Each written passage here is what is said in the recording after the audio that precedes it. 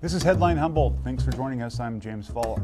This week, we reached the end of California's historic response to the COVID-19 pandemic. The state's often controversial tier system to assess COVID risk among the state's 58 counties has been officially put to bed, as have all other COVID requirements and limitations minus masking. Health officials locally this week were emotional in describing their efforts this past year to keep the county safe and made sure to emphasize that the battle is not over. While a complete lockdown in response to some future spike seems unlikely, the key to ending COVID once and for all is in each of our hands. We need to get vaccinated, get our second shots, and if that proves unworkable, we need to be strict about wearing masks in public. So far, Humboldt County has had 48 deaths due to COVID-19, and those that remain in the hospital all seem to have one thing in common: they haven't been vaccinated. What does that mean? It seems pretty simple from where I sit. If you don't want to die, get your shot. Some have wondered over the past several months if this Headline Humboldt broadcast was dependent on COVID-19 to stay on the air. Now that we've begun the transition to normalcy, is our show going to continue? The answer is an enthusiastic and unequivocal yes. In the past year and some months, our regular viewers will know that we've covered a lot more than COVID. Everything from politics and race relations to international affairs and UFOs in the skies off the coast of California. Where else would local viewers find detailed conversations on such a wide range of topics from the perspective of North Coast residents? We're here for the long haul. Starting in July, we'll start at 7 instead of 7:30, so mark your calendars on that front. Tonight, we're diving into an industry that has long been considered the saving grace of Humboldt County: cannabis. Has legalization lived up to its economic promise? How are the mom and pop growers doing in the face of a glutted cannabis market with a robust illegal supply still making its way to consumers? Tonight, we chat with Johnny Casali from Huckleberry Hill Farms to discuss the plight of small cannabis farms and how we can better support their survival. Casali, in our conversation this week, said that while there are challenges for local cannabis growers, business at the moment is still strong. Yeah, hi, James, and thank you so much for having me on. Yeah, that's a pretty funny question, really, at this time of the season. But in general, I think things are going pretty well up to this point. A lot of the farmers are starting to see a decrease in the price per pound for their product. And so I see some pretty major challenges coming up for the small farmer here in the near future. And I always try to keep everything pretty positive. So I have a high hopes that it'll all work its way out. But without federal legalization, really, there's no avenue for distribution at this point with the amount of product that's being produced in California. Yeah, that's an interesting point. One of the things that we've been talking about is that the state of California had just passed a little bit of a shot in the arm for the industry, $100 million towards the industry in an attempt to mitigate what they say are falling prices in a flooded market, but they point to black marketeers. But you have a little bit of a different perspective on that, right? Can you tell us what you think the pressure's coming from? Yeah, and personally, and I could be wrong, but I feel like the majority of the problem is being actually created by the state regulators. By continuing to permit square footage for farmers in the state of California without it being federal legalized, there's just nowhere for our product to be sold. Mm-hmm. So, for example, this year we're expected to be able to have the ability to get rid of it. Probably 5 million pounds in the state of California through the legal channels, through retail shops.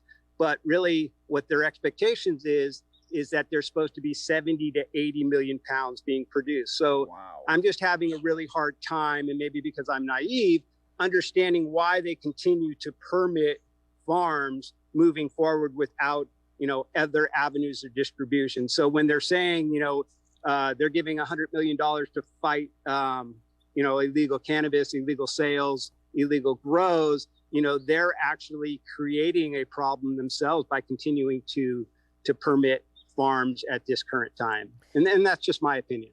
Now, what's interesting about that to me is that, so basically pot is legal in California, but it's grown in California, so you have your own local market, right? With the lack of distribution, you're talking about being able to send it to other states, other parts of the country where it's not currently legal. Can you send it to places where it is currently legal, like Colorado or Oregon, or are you just limited to California? Right now, any product that's grown in California is limited to distribution in California. You know, hopefully, and I'm sure there's people fighting that fight, that maybe we'll be able to go across state lines to different states that are legal. But currently, right now, that's not a possibility for us. And so it's really, you know, it's all about supply and demand. And there's just so much supply now that the retail shops, and, you know, with the retail shops being limited as far as permitting, there's, I'm not exactly sure how many retail shops, but we need a lot more retail shops to get permits in order for them to catch up with the amount of product that's being produced in California right now. Now, do you think that the black market has any impact on the local legal growers, or is that just some, you know, sort of a mistaken identity situation? You know, to be completely honest, you know, where we run into a problem, and I think where the state is having their issues, is that, you know, the small farmer has different grades of product. Some of our product is AAA, which maybe last year was selling for like 11 to 13. This year, it seems like the price has dropped all the way down to anywhere between $600 and $900 for outdoor 2020 products. So if you have AA or single A product that normally sells for, you know, $400 or $500, and you have to pay the $154 tax, and you have to have it maybe trimmed for $150. Right there, you're at a $300 price point. So I think a lot of that product really could find its way to a different marketplace that's not so legal. And, you know, farmers, especially small farmers, you know, sometimes their hands are forced and able just to survive until it's federally legal. So, you know, not sure exactly what's going on, but there's a lot of product that really can't be sold on the white market. So either you compost it out or waste it out or throw it over the bank, or what I found a channel which I do find some value in is I started to participate with a couple of compassionate care groups that I can donate that product to, like the veterans and to people really in need. So I'm finding value in the marketing and branding that I'm collaborating with those organizations to get value out of that product that otherwise I wouldn't. Well, how frustrating is it, though, to see, you know, what I imagine are mounds and mounds of really valuable products either going to waste or getting, you know, in your case, donated, but for other people, you know, that must be really emotionally draining to see that after all your hard work. Yeah, it's really sad to see, because the people that are going to be able to outlast or survive this wave of oversupply are really the bigger companies that have the extra funds to float their boat through this hard times, or they're just able to operate on a lower price point. Like, you know, they're on flat land usually. Their labor force is a lot cheaper, usually where there's a lot more people. So we're growing on the side of the hillside, and labor is really tough to find. And just the permitting process in general was far more expensive for us. So I really think they should really reconsider moving forward in the way they are, and really maybe try to figure out a way to subsidize maybe farmers that are an acre or less, or whatever the number is. But they're really going to be faced with the problem of a lot of us not making it by the end of this year. You know, prices are expected to even drop further, and, you know, we won't continue to go forward in this process. They won't continue to get our tax money if we don't make it. You know, what's interesting is that the argument or the debate about legalization federally has sort of been kind of like a lifestyle debate, like people talking about whether or not, you know, it sort of represents how cool you are as a congressman, whether or not you support marijuana legalization or how with it. But it's really a matter of economics for a vast segment of our population. Can you talk a little bit about what the impact would be if a lot of these small-time growers went out of business? Yeah, you know, I go to home after I work all day, and I sit and while I'm eating dinner or while I'm watching a show, I try to imagine what the Emerald Triangle would be without the small farmer. And the impact wouldn't be just on us. It would be on every hotel around here, every restaurant, every different organization would be affected severely if we're not able to survive. So I think they really should reconsider on how we move forward. Yeah, and you know, I don't have all the answers. I don't know what to tell them at this point, but continuing to permit square footage in California before it's federally legal is just a disaster that's already beginning to happen for us. Do you have hope that with the new Biden administration and with you know, Congressman Huffman, who is your representative, that legalization on the federal level is around the corner? Yeah, I do have that hope, but like I said, we're faced with a situation now where you're not talking about years down the line that the small farmer is going to begin to have problems. We're talking about right now. We're talking about farmers that have product from last year that can't sell, you know, on this year's marketplace because it's oversaturated. And the light depth from Southern California, where the weather is a little bit better, they're already starting to come in. So that price is from last year's outdoor harvest is starting to continue to fall. And if those small farmers can't sell last year's product, they won't make it to next year. So the problem is now the action that they need to take, whatever that might be, is really now. And I can't really hope that they do the right thing more than I am now. And I think about it every single night. I think about these small farmers that I grew up with here. And, you know, I'm worried for them, for their families, and I'm worried about for, you know, the Emerald Triangle businesses too. You know, I don't have the answers. I don't know what to tell people to do or the regulators to do at this point. But throwing $100 million at trying to, you know, enforce, you know, illegal cultivation is not going to be the answer. You're still going to have the problem with an oversaturated market with legal weed. Now, a minute ago, I mean, just to give a little bit of a perspective on this, a little bit ago you said $600, that's per pound, right?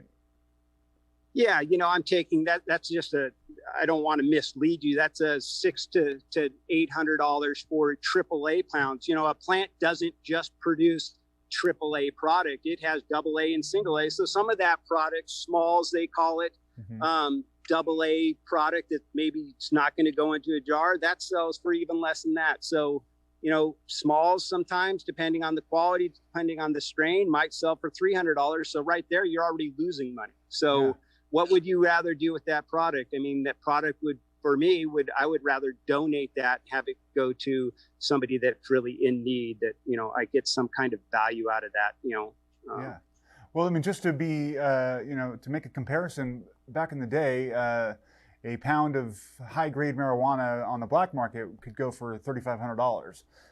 Yeah, so you know, I remember back in, oh, sorry to interrupt, but I remember back in 1992, there was times where I sold some traditional market cannabis for $5,800 a pound. So, you know, I don't want to sit here, and I'm not complaining about the situation. I'm just talking about the situation that won't only affect me, but will affect thousands and thousands of farmers and thousands of, you know, good people, good businesses. And so we have to work together to really rectify this and not identify the problem as being the black market growers, because that's not really the case. Yeah. What are, I'm just wondering, do you know how much people might get for a pound on the black market right now? You know, I really had to disengage with all that. So, you know, through the rumor mill, you know, I really don't even know what it is right now. But as white market product falls, I'm sure that's also falling. Sure. And yeah, so yeah, sorry, James, I don't know that answer right now. No, that's fine. I appreciate everything you're throwing at us. One quick question I wanted to throw out there, which is a little bit off the track here. Humboldt State's going to become a polytechnic. They're in the process of doing that, and they're going to add a cannabis studies program. Do you think that might help the local industry if, you know, the smaller farmers manage to survive? How would that benefit the industry, do you think? Yeah, I actually worked with some of those students, and with I'm not sure of his last name, but Matthew, in helping with that promotion of that project. I think that's amazing. I did get a tourism license this January for the farm. So I do think there's avenues that farms can take that maybe can generate money. I also got a nursery license, so I'm able to now sell seeds. So that's also generating some money. But tourism, I think, is an amazing platform to be able to share the Emerald Triangle story, the small farmer story. And I really do think it's kind of ironic at this point that the ability for us to survive now has come down on the consumer.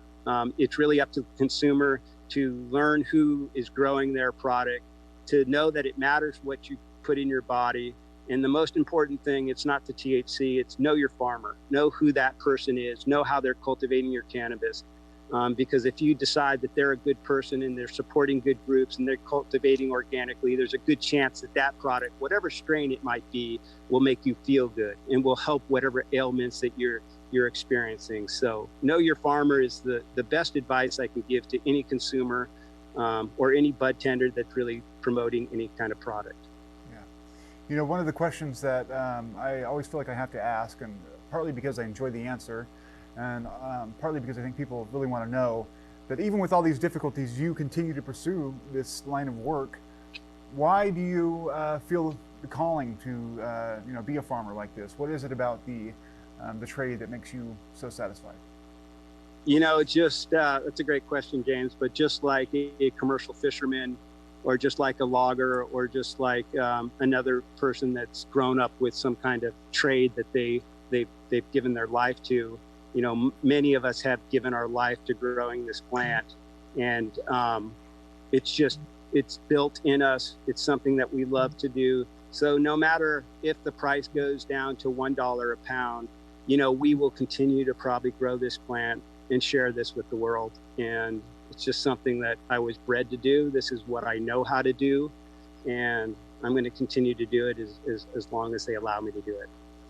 Well, thank you very much, John Casali, for joining us today. I hope things look up for you, and I appreciate your time. Well, thank you very much, James. Enjoy your day. Thank you for having me on. Yep.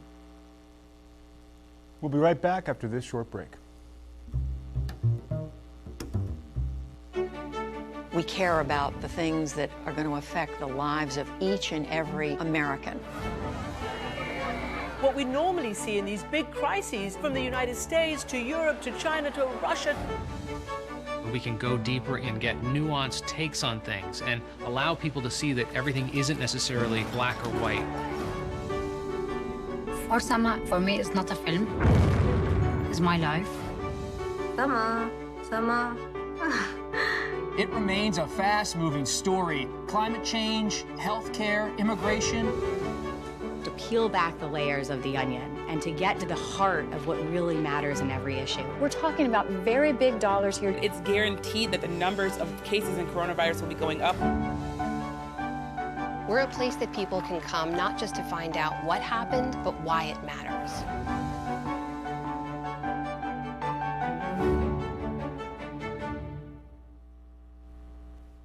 Public Health Officer Ian Hoffman was emotional when describing the hard work local officials put in over these last 15 months to keep people safe. The battle is far from over, he said. This is a real milestone. Yesterday, the lifting of the blueprint, 15 months of shelter-in-place order that I don't think any of us really knew when that was put into place last March where this whole thing was going.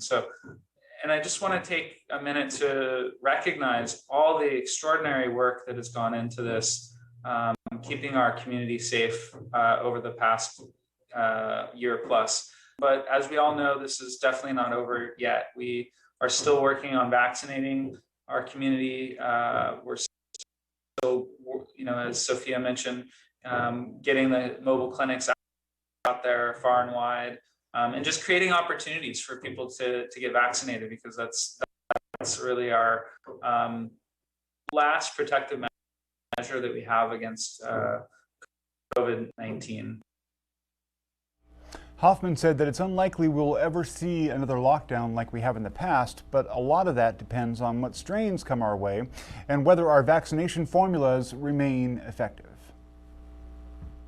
Will we see potentially an uptick in hospitalizations? It's possible we might if people are not heeding the restrictions. They are not, they're unvaccinated and going to large gatherings without masks.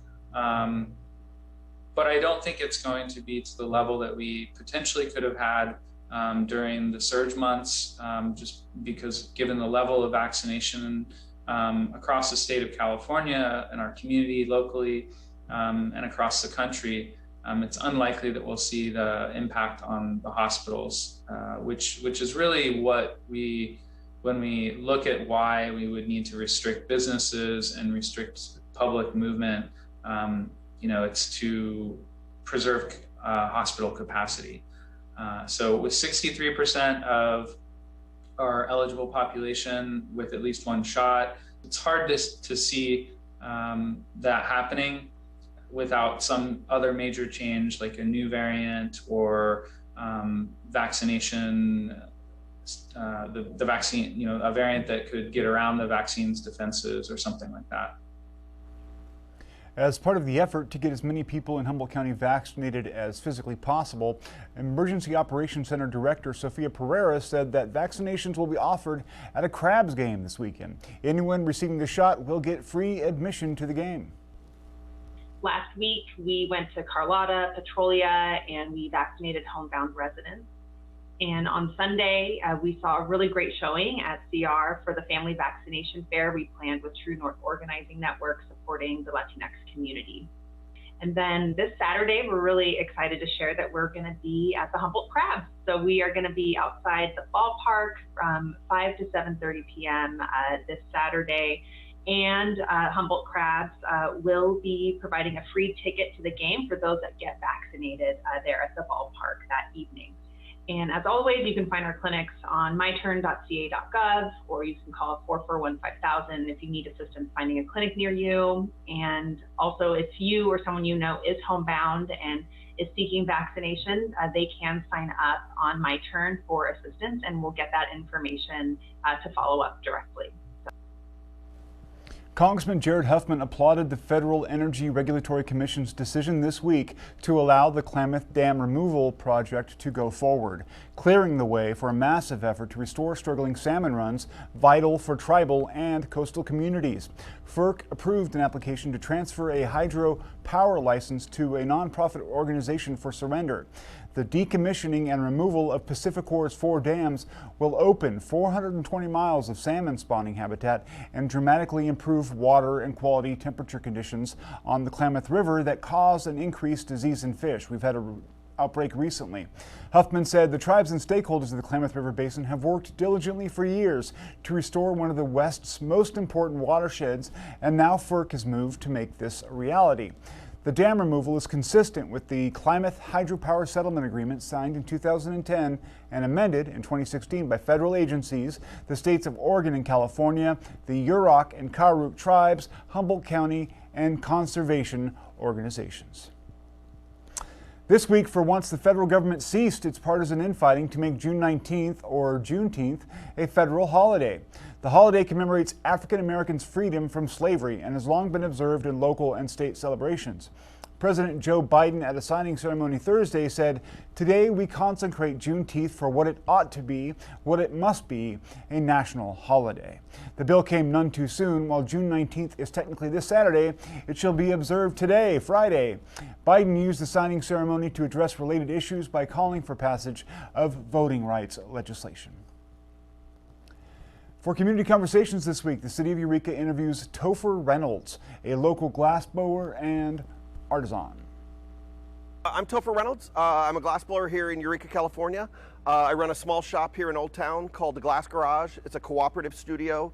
There are 5 full-time artists who make their living out of this little spot. We've all been friends for a lot of years. There's always been a glassblowing scene here. The marbles kind of grew out of that, but 6 years ago, marble hunting became a big thing, and Humboldt County and Eureka in particular really kind of took the ball and ran with it, and we now are kind of a worldwide center for marbles, marble collectors, marble makers, marble hunters. So Humboldt is, and Eureka in particular, is top of the list when it comes to people thinking about marbles. From the point of view of us marble makers is we work on a 3,000 degree torch just inches away from us, and the fact that we have this very, very temperate climate, never gets too hot, never gets too cold, is fantastic. As far as from the marble hunters, it has, it's a couple-fold. One, there's a lot of marble makers around the area, so they kind of, there's a lot of marbles available. Second, there's a strong attitude to pay it forward in this community. I've never lived anywhere else where people more quickly bought into the idea that this is just us and we kind of have to take care of ourselves, and definitely an attitude of if somebody did something nice for you, kind of pay it forward. And then the last thing is just our physical environment. With the beaches so close, with the redwoods so close, with this number of parks we have here in the city, all those things kind of combine to make us kind of the nexus of the best place to be if you're a marble hunter or a marble maker. And the big thing is getting on the Facebook groups. So that's where a lot of the marble hunting and hiding goes on, is the Facebook groups. If you just look up Humboldt and marbles, a number of groups will come up. There's also the world's biggest marble hunt. That's, I believe it's 30,000 people worldwide. We're very active in that as well. So there's a number of things, but it's mainly online and through Facebook is the best way to kind of get a hold of people and be involved. Humboldt Marble Weekend is our big event that happens in February every year. It's quickly become, we've had it 3 years, it's quickly become the largest marble event on the planet. Our last one, we had 72 artists from 19 different states, and we had 5,000 participants from 27 states. So we've definitely got a reputation throughout the country, and we're starting to draw in people. We had glass artists come in from Belgium a year ago, so we're even getting onto the world stage with that, and we're really excited about that. It draws a lot of people in here to the community. It usually happens in February. We think we're going to stick with that format. Our website we'll be going back up. It'll be HumboldtMarbleWeekend.com. We took it down during the pandemic just to save a little bit of money, but we'll be starting that back up here very soon. For Humboldt Marble Weekend, we had the mayor declare it an official day for the city. I don't think we have a single Arts Alive where I don't see 2 or 3 of our city council members dropping down through. You can kind of write your own situation here, and you have to provide the energy, but if you've got the energy, people are very reflective about that. Eureka is unique that whatever you stick your head up and say, this is who I am and this is what I do, if you do it slightly better than the person next to you, everyone will just applaud and go along with it. We have a high tolerance for just you doing you, and we'll appreciate it as long as, if you're excited about something in Eureka, other people will be excited about it as well. And it's a really good supportive community for that we have a lot of kind of unique events and a lot of unique things go on, that if there's a core group that's really excited about it, that energy spreads and everybody else is willing to appreciate that and feed into that and be part of the whole event.